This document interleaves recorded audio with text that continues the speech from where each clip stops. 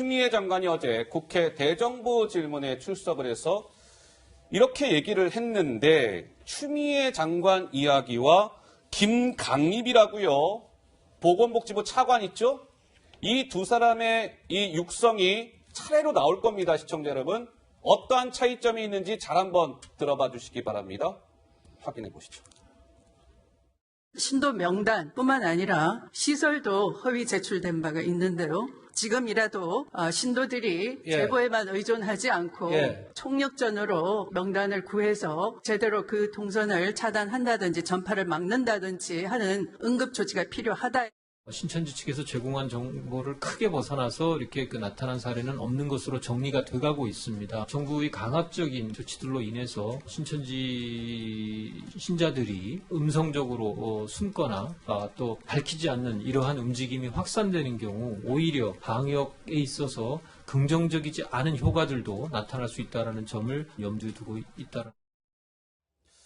자, 추 장관은 이제 어제 국회 대정부 질문에서 신천지가 이 명단과 시설 등에 대해서 허위 자료를 제출하고 있습니다라고 얘기를 합니다. 그러면서 강제 수사 필요성을 역설을 하는데 김강립 보건복지부 차관이자 지금 중앙재난안전대책본부 1총괄 조정관입니다. 예, 직함이 복잡해요. 어쨌든 김강립 조정관은 정부의 강압적 조치는 방역에 도움이 안 돼요. 추 장관은 강제 수사 필요성을 얘기했는데 김강립 차관은 방역에 도움 안 돼요. 이런 겁니다.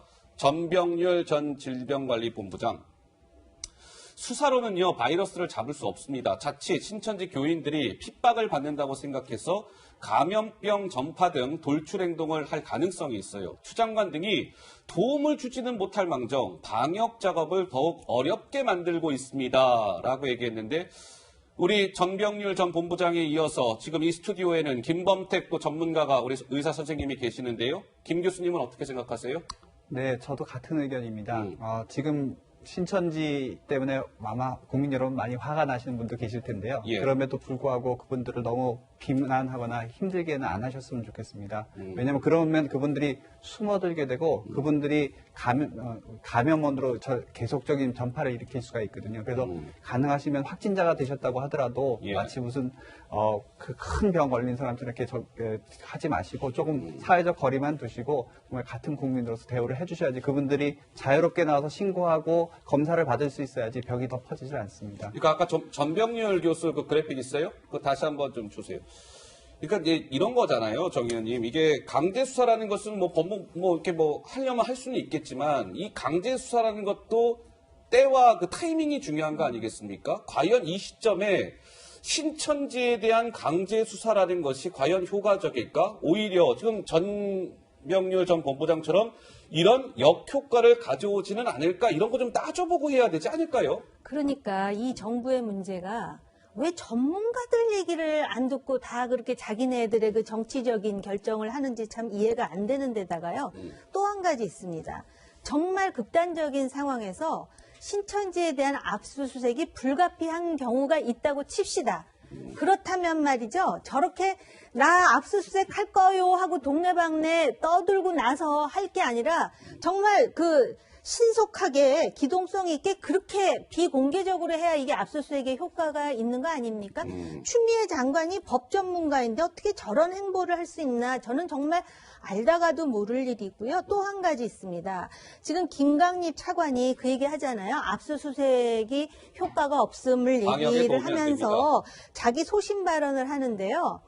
지금 보세요. 지금 차관입니다. 그리고 이제 보건복지 관료잖아요. 그런데 이 상황에서 사실 저렇게 소신 발언을 하는 데에는 여러 가지 이유가 있으리라고 생각해요. 이것도 물론 제 개인적인 생각인데요. 이미 초동 대처할 때 방역 당국은요. 중국으로부터 입국을 통제하는 것이 최선의 방역이다라고 의견을 제시한 바 있는데 정부의 여러 가지 고려사항 때문에 완곡하게 얘기했지만 방역당국은 애초에 초동대처는 그거여야 된다라는 것을 분명히 했거든요. 근데 지금 초동대처가 어땠습니까? 그것 때문에 지금 신천지를 포함하여 이 대량 확산, 지역 확산으로 늘어나는 상황에서 이제는 전문성에 따라서 소신껏 하지 않으면 나중에 이 문제에 대해서 누군가가 책임져야 될 때 과연 그 자기네들은 정말 그렇게 생각했지만 위에서 시키는 대로 하다가 독박 쓸 수도 있다라는 생각 안 하겠습니까? 예. 앞으로도 계속 전공법으로 소신껏 하시기 바랍니다. 박원순 서울시장이 이만희 신천지 총회장을 살인죄 등으로 검찰에 고발을 했습니다. 김 기자, 이 논란이 계속 좀 이어지고 있더군요. 그렇습니다. 뭐 행정을 해야 되는 이제 시장인데 어떻게 뭐 살인죄, 상해죄 이런 걸 고발하는 이런 법적 대응까지 직접 할 수 있느냐 논란이 여러 가지 제기가 됐었지만 오늘 역시 박원순 시장은 고발할 만하다는 취지로 인터뷰를 했습니다. 그 목소리 들어보고 오시죠. 이렇게 비협조하면 이 코로나19가 확산될 거, 그리고 사망의 결과까지 이르게 될 것을 잘 알고 있었잖아요. 그러니까 이것이 미필적 고의다. 그러니까 이 법은 미필적 고의에 의해서도 살인죄나 상해죄를 인정하고 있습니다. 일부 수도권 지자체장들 이게 뭐 하는 겁니까? 본인들이 무슨 살인죄로 고소를 하고 조사를 하겠다고 현장에 뛰어갈 시간에 국민들 방역체계 제대로 행정력으로 총동원해서 방역이 제대로 되게끔 국민들이 안심할 수 있는 그러한 사회 만들어주세요. 쇼에 동원되지 마세요. 생쇼하지 마세요. 박원순 시장이 이만희 총회장을 살인죄 등으로 검찰에 고발한 것과 관련해서 민주사회를 위한 변호사 모임 민변 소속의 권경애 변호사는 감염병 재난전국에서 튀어보려는 정치인들의 공포스러운 쇼맨십이 난무하고 있습니다. 박 시장을 좀 겨냥했고 법조계에서는 이런 얘기도 나오더군요. 박원순 서울시장이 오히려 신천지에서 무고죄로 고소를 당해도 지금 할 말 없는 상황에 일정 부분 놓이게 됐다. 이런 얘기까지 나온다는데 우리 김상희 평론가는 박원순 시장이 좀 오버했다고 보세요? 아니면 시장으로서 적절한 조치를 취했다고 보세요? 글쎄요, 오버라는 표현까지 쓰기는 싫습니다만은 그렇게 과히 이렇게 훌륭하게 칭찬을 해드릴 수는 없을 것 같아요. 왜냐하면 지금 미필적 고의라고 한다면은 첫 번째는 의도가 있어야 되잖아요. 의도가 있어야죠. 그럼 누가 의도가 있어야 되냐면 이만희 총회장이나 지도부나 어떤 사람의 의도가 있어야 돼요. 근데 미필적 고의라는 건 의도를 가지고 해야 할 일을 안 했다는 거예요. 적극적으로 뭘 해가지고 피해를 줬다는 게 아니라 해야만 해서 막았어야 되는데 안 했기 때문에 그 피해가 왔다는 의미잖아요. 그럼 어쨌든 여기서 가장 중요한 건 그 의도가 있어야 돼요. 그렇죠. 그렇죠? 예. 근데 그거 어떻게 밝힐 거예요? 아하.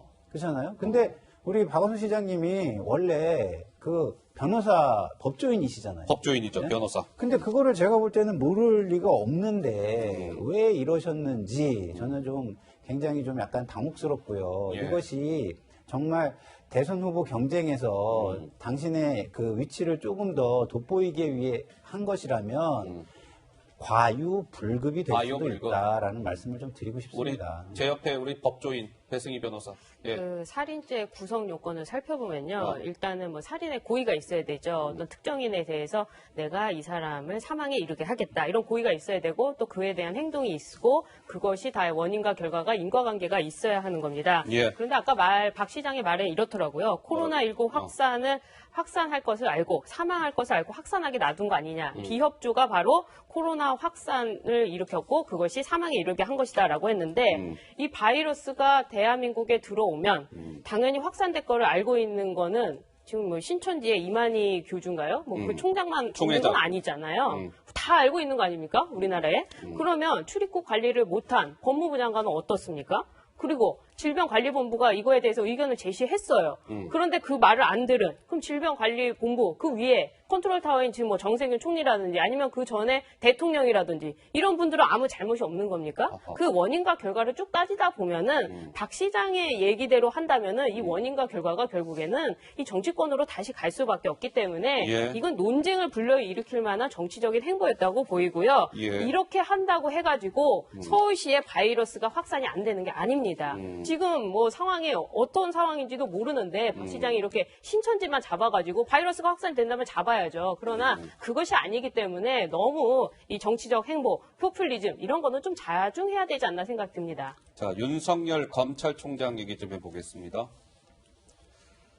갑자기 코로나19 얘기하다가 왜 윤석열 검찰총장 얘기가 나오는 거야? 이거 잘못 준비한 거 아니야? 이런 생각하시는 분들도 계실 텐데 아닙니다. 그럴 만한 이유가 있습니다.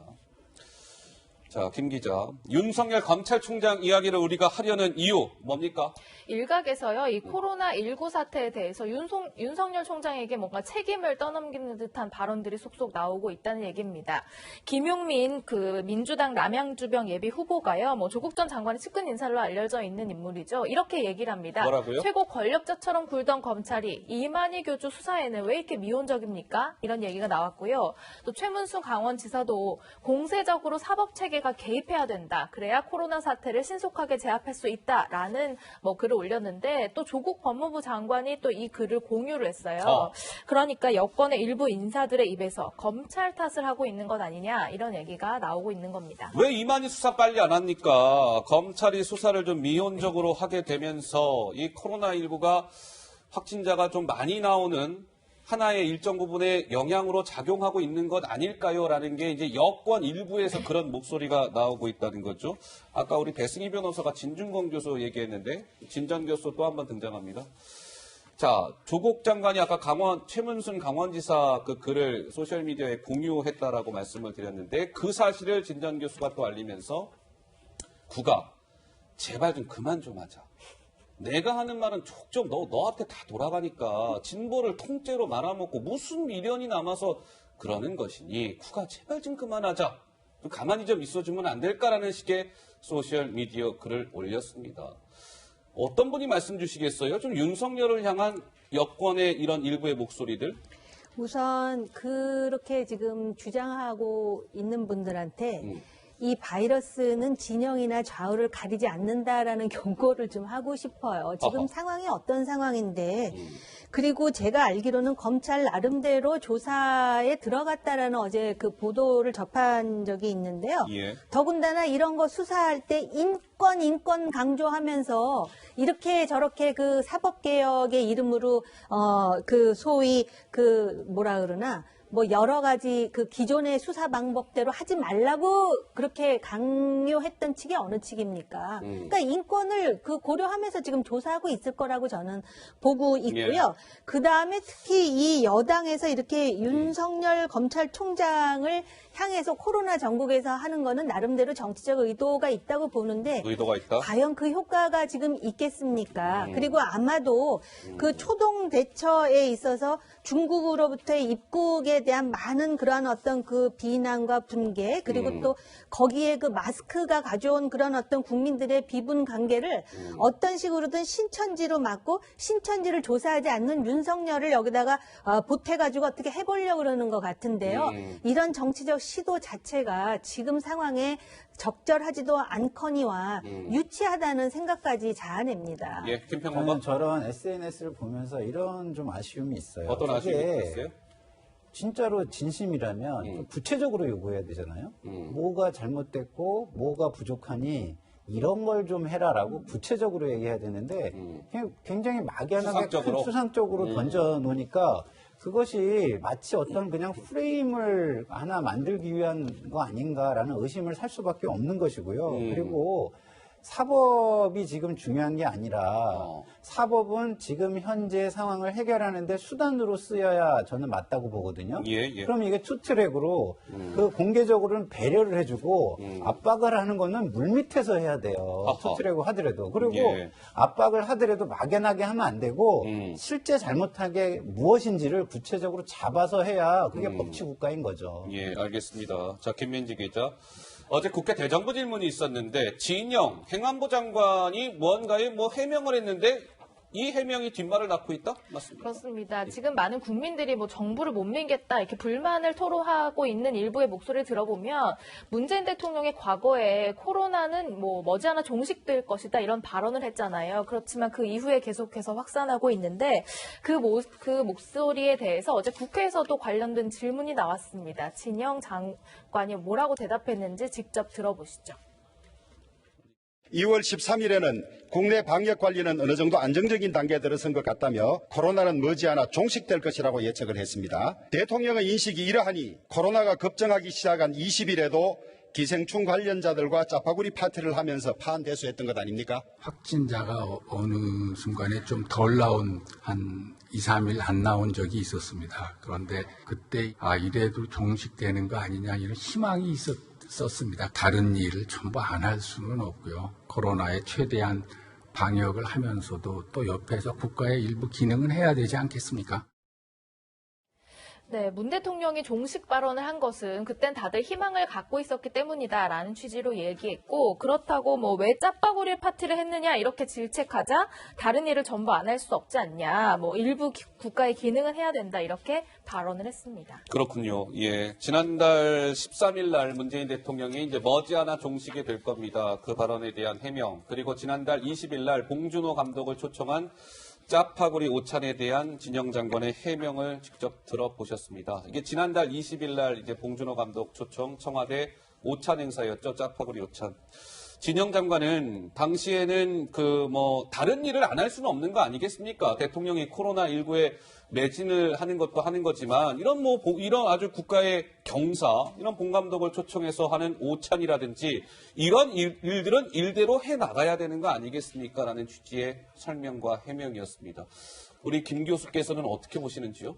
사실 그때 2월 초만 하더라도 아마 국민 여러분들 대부분 괜찮으실 거라고 생각을 하셨던 것 같은데요. 예. 실제로 전문가들 사이에서는 거기에 대해서 우려가 좀 있었습니다. 그러니까 저희 실제로 그 응급실 선별진료소를 운영하는 팀에서는 머지않아 지역사회 감염이 퍼질 위험이 있다고 굉장히 긴장을 하고 있었거든요. 예. 근데 특히 대구에서 이렇게 크게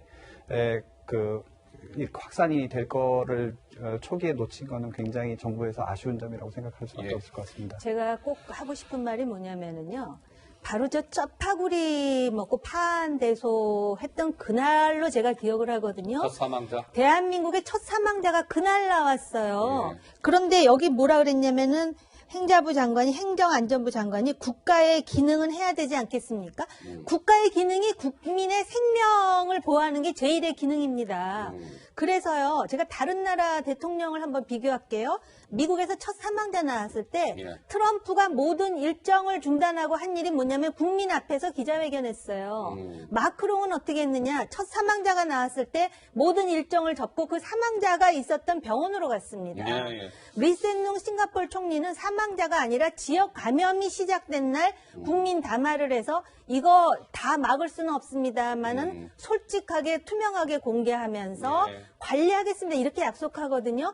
국가는 이래야 돼요. 사람이 죽었는데 그 짜파구리 먹으면서 기생충 팀하고 경사로 와서 파한대소하는 게 이게 국가의 기능이라는 인식, 이거는 이 정권이 얼마나 심각한 그 국민의 생명에 대한 그런 어떤 무감각과 동시에 국가가 뭐여야 된다라는 것에 대한 기본도 모르는 게 아닌가, 의구심을 떨칠 수가 없네요. 물론 이제 사망자가 나온 것은 저 오찬 행사 이후에 사망자가 나오긴 했어요. 그렇죠. 사실관계는 그러한데 어쨌든 그런 아쉬움이 남는다라는 게 정 의원님 말씀이시고. 오찬 이후라도 뭔가 대책이라든지 그런 상황에 대한 심각함을 얘기했어야죠. 정부 차원에서. 알겠습니다. 배승희 변호사. 우리 윤건영 국정상황실장 있었잖아요. 그분 다음으로 지금 국정상황실장이 누군지 아십니까? 누굽니까? 바로 이진석이라는 사람인데요. 그분은요, 우리나라 최초로 의사 출신 국정상황실장입니다.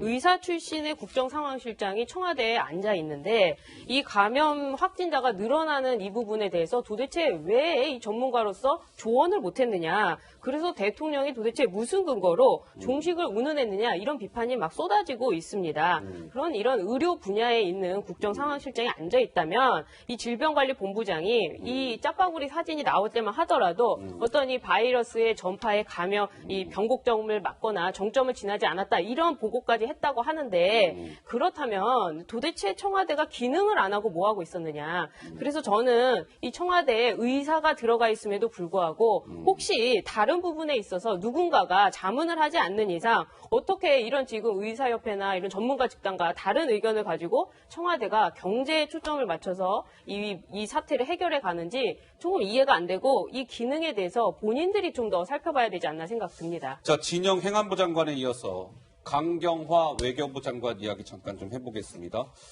어제 강경화 장관도 김 기자 어제 국회 대정부 질문에 출석을 했는데 여기에서 당연히 코로나19와 관련해서 발언을 하지 않았을까요? 그렇습니다. 어제와 오늘 대정부 질문이 계속 진행되고 있는데요. 강경화 장관이 어제 이 현 상황에 대해서 여전히 관리가 잘 되고 있다, 이렇게 좀 자화자찬성 발언을 한 것 아니냐, 이런 논란에 휩싸였습니다. 바로 이 목소리 때문입니다. 들어보시죠. 지금 중국발 외국인 입국을 금지하고 있는 나라가 전 세계 몇 개 나라입니까? 상당 다수인 걸로 알고 있습니다만 대부분 스스로의 방역 능력이 취약한 나라들이 대다수고요. 물론 미국, 러시아 등 큰 나라들도 있습니다. 2월 2일에 저희가 첫 정책을 내놨는데요. 우한, 후베이에 대해서는 입국 금지, 그리고 중국 전체에 대해서는 우리로서는 여행 자제, 그리고 출입국 관리에서는 중국으로부터 오는 모든 그 여행객에 대해서는 특별 입국 절차를 통해서 관리를 한다 하는 그런 방침을 정했고, 관리가 지금까지는 잘 되고 있다고 판단을 하고 있습니다. 잘 되고 있어요. 그러니까 국민들은 시진핑 환심 사려다가 우리 국민 다 죽이겠다고 탄식하고 있는 것 아닙니까?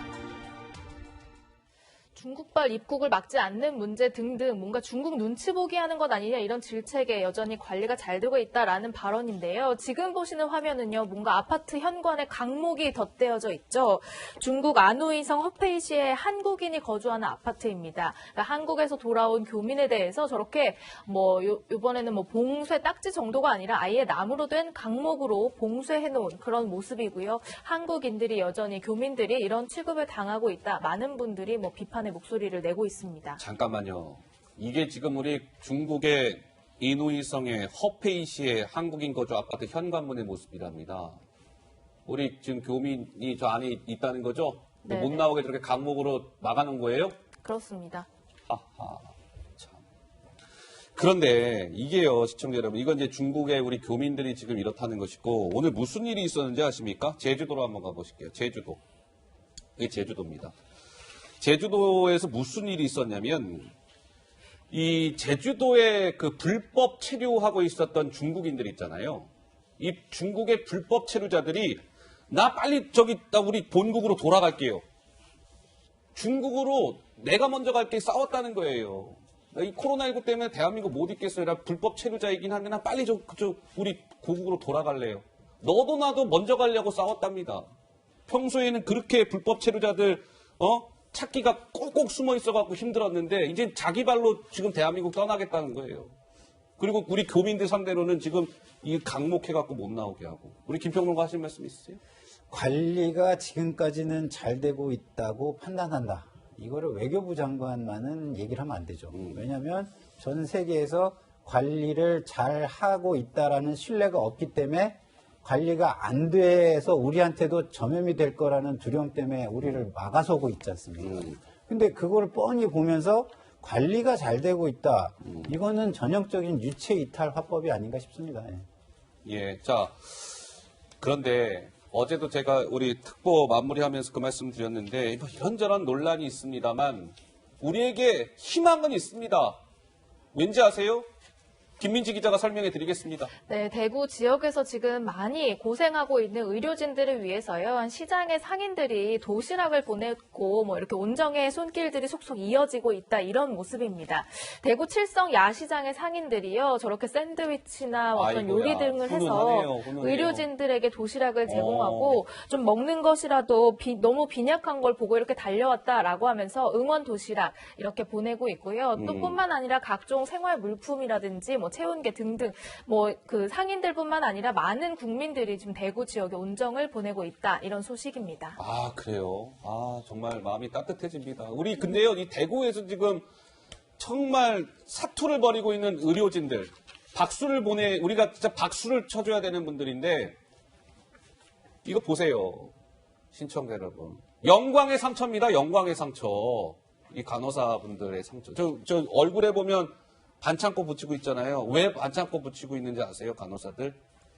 그거 이렇게 보호장구 있잖아요. 보호장구를 또 고글 그거 너무 오래 끼고 있으니까 자국이 남고 상처가 난 거예요. 오죽하면. 근데 지금 반창고 보세요. 반창고. 그리고 그 간호협회에서 제공해준 사진 있죠? 보세요. 이분들 이거 잘 한번 보세요. 얼굴에.